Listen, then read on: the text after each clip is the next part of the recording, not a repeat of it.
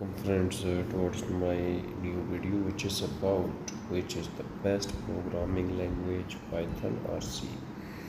A survey was actually carried out by me on a social media, and were different opinions of people. I want to share these.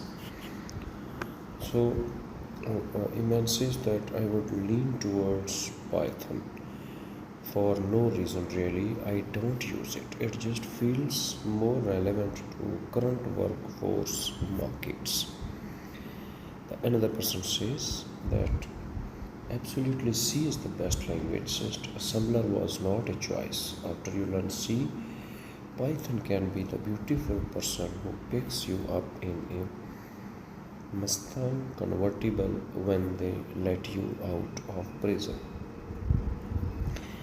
Then a third person says that honestly Python is too elegant and simple for the beginners.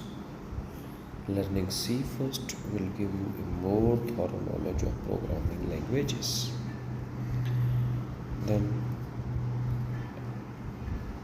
if you have time, then you should go for C for strong fundamentals of programming, and if not, then Python is the best language.